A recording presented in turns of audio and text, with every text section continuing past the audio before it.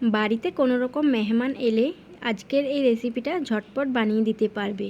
অনেক সময় দেখা যায় মেহমান না বলেই চলে আসে খাবার টাইমে, তখন তো আর কিছু করার থাকে না, তাই এই রেসিপিটা মাথায় রেখে ঝটপট বানিয়ে দিতে পারবে। এই রেসিপিটা একদম কম সময়ে বানিয়ে দিতে পারবে, আর দেখবে মেহমানও মজায় মজায় খেয়ে নিচ্ছে। এই রেসিপিটা এতটাই মজার হয়। আসসালামু আলাইকুম, কিয়া কিচেন 786 চ্যানেলে সবাইকে স্বাগত জানাই। তো চলো আজকে রেসিপিটা দেখিয়ে দিই। তো দেখো এখানে আমি মাংস নিয়েছি 1 কিলো মতো খাসির মাংসটা ভালো করে ধুয়ে পরিষ্কার করে নিয়েছি। তারপর দেখো এখানে পেঁয়াজ কুচি দিয়ে দিয়েছি। তারপর এখানে কিছু মশলা দিয়ে দেবো, যেমন স্বাদ মতো নুন দিয়েছি, লঙ্কার গুঁড়ো দিয়েছি, হলুদ গুঁড়ো, আর দেবো এখানে গোটা মশলা যেমন কি এলাচ, লবঙ্গ, দারচিনি, ছোট এলাচ, বড় এলাচ। তারপর দেখো এখানে গোটা জিরে শুকনো কড়াইয়ে হালকা করে ভেজে নিয়েছি। তারপর আদা, রসুন, জিরে একসাথে বেটে নিয়েছি, আর সামান্য পরিমাণ পেঁয়াজ কুচিও দিয়েছিলাম। মানে এখানে পেঁয়াজ, জিরে, আদা, রসুন সব একসাথে বেটে দিয়ে 2-3টে চেরা কাঁচা লঙ্কা দিয়েছি। তারপর সবার শেষে সর্ষের তেল দেব। পরিমাণ মতো সর্ষের তেল দেওয়ার পর সব একসাথে ভালো করে মাংসটা মেখে নেব। এইভাবে করে মাংস রান্না করলে তার স্বাদটা দ্বিগুণ হয়ে যাবে, হাতে মাখা মাংস। তো দেখো সবগুলোই আমি ভালো করে মশলাগুলো মাখিয়ে নিচ্ছি মাংসের সাথে। এখানে দেখো ভালো করে মাংসটা মেখে নিয়েছি। তারপর একটা প্রেসার কুকারে আমি মাংসটা সিটি ফেলে নেব। তো সব মাংসগুলোই প্রেসার কুকারের মধ্যে দিয়ে দেব। সব মাংস প্রেসার কুকারে দেওয়ার পর হাত ধুয়ে একটু পরিমাণ জল দিয়ে দিয়েছি। তারপর এটা গ্যাসে চাপিয়ে দিয়েছি। তো দেখো মাংসটা ফুটতে লেগে গেছে, আর সবার শেষে তেজপাতাটা দিচ্ছি। তেজপাতাটা দিতে ভুলেই গেছি, তাই এখন তেজপাতাটা দিয়ে দিয়েছি। তারপর ভালো করে নাড়াচাড়া করে নেব মাংসটা। এখানে মাংসটা ভালো করে কষিয়ে নিতে হবে। দেখো মাংস কষতে কষতে জলটাও পুরো শুকিয়ে এসেছে। মাংসটা মিনিমাম 15 থেকে 20 মিনিট ভালো করে কষে নিয়েছি। তারপর দেখো এখানে আলু কেটে নিয়েছি ছোট ছোট করে। এই আলুগুলো মাংসের মধ্যে দিয়ে দেব। এখানে সব আলুগুলো মাংসের মধ্যে দিয়ে দিয়েছি। তারপর এটাকেও ভালো করে কষে নেব আলুটাকে মাংসের সাথে। তারপর এখানে গরম জল দিয়ে দেব। আজকের রেসিপিটা আমি খাসির মাংস দিয়ে তৈরি করছি, তোমরা চাইলে চিকেন দিয়েও করে নিতে পারো। তবে খাসির মাংস বলে আমি প্রেসার কুকারে রান্না করছি, তোমরা আবার চিকেনটাকেও প্রেসার কুকারে রান্না করে নাও না।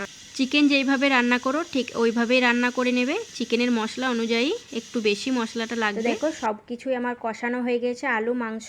তারপর এখানে জল দিয়ে দিয়েছি। এখানে গরম জলটা দিয়ে দেবে। গরম জল দিয়ে দিয়েছি।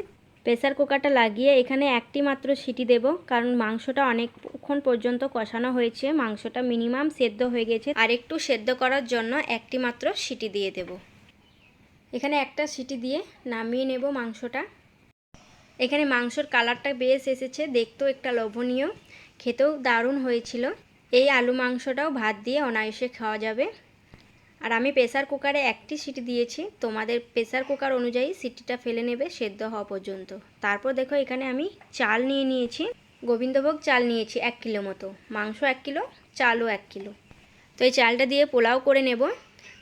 পোলাও যেভাবে করে ঠিক ওইভাবে করে নেব পোলাওটা আগে। পোলাওটা করার জন্য এখানে প্রথমে ঘি দিয়েছি। ঘিটা গরম হয়ে পেঁয়াজটা দিয়ে দিয়েছি। পেঁয়াজটা লাল করে ভেজে নেব। পোলাও রান্নাটা কম বেশি সবাই জানে। তো দেখো পেঁয়াজটা লাল করে ভেজে নিয়ে চালটা ধুয়ে রেখেছিলাম, ওই চালগুলো দিয়ে দেব। চালটা ভালো করে জল ঝরিয়ে দিতে হবে। এই পোলাও রান্নাটা অনেক তাড়াতাড়ির মধ্যেই হয়ে যায়। তো দেখো সব চালগুলো দেওয়ার পর মিনিমাম 3 থেকে 4 মিনিট ভালো করে আমি ভেজে নেব চালটাকে। চালগুলো ভালো করে ভেজে নেওয়ার পর এখানে জল দিয়ে দেব। আর এই 1 কিলো চালে 2 কিলো জল লাগে, এটা তো কম বেশি সবাই জানে। চালটা আমি মেপে দিয়েছিলাম 4 গ্লাস, তাই জলটা একটু 8 গ্লাসের থেকে একটু কম দেব, কারণ মাংসের মধ্যে ঝোল আছে, তাই একটু পরিমাণ জলটা কম দেব। শুধু পোলাও রান্না করতে গেলে 4 গ্লাস চালে 8 গ্লাসই জল লাগতো। জল দেওয়ার পর এখানে তেজপাতা, কাঁচা লঙ্কা, ছোট এলাচ 3টে মতো দিয়েছি, তেজপাতা 2টো দিয়েছি, কাঁচা লঙ্কা 2-3টে দিয়েছি, আর স্বাদ মতো নুন দিয়ে দিয়েছিলাম। সব কিছু দেওয়ার পর ভালো করে নাড়াচাড়া করে নেব। গ্যাসের ফ্লেমটা হাই রেখে 3 থেকে 4 মিনিট মতো পোলাওটা ফুটিয়ে নিয়েছি। তারপর এই যে মাংসটা রান্না করেছিলাম ওই মাংসটা এখানে দিয়ে দেব। মাংস, আলু দুই ঢেলে দিয়েছি।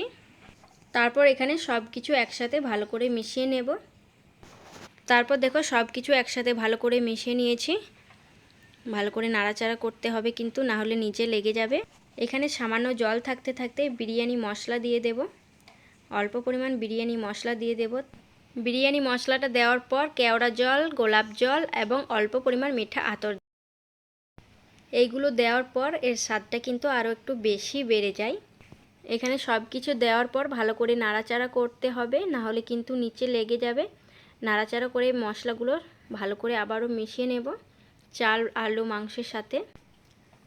তো দেখো নাড়তে নাড়তে পুরোটা জল শুকিয়ে এসেছে। আজকে রান্নাটা প্রায় হয়ে এসেছে। আর 2 থেকে 3 মিনিট মতো নাড়াচাড়া করে নেব, তাহলেই আজকের রেসিপিটা রেডি হয়ে যাবে। জলটা শুকিয়ে এলে গ্যাসের ফ্লেমটা একদম কমিয়ে দেবে। তো দেখো গ্যাসের ফ্লেমটা আমি এবার বন্ধ করে দিয়েছি, পুরোপুরি জলও টেনে নিয়েছে। আজকে তাহারি রান্না রেডি হয়ে গেছে। আজকের এই রেসিপি কেমন লেগেছে অবশ্যই কমেন্ট করে জানাবে। ভালো লেগে থাকলে লাইক, কমেন্ট, শেয়ার করে দেবে।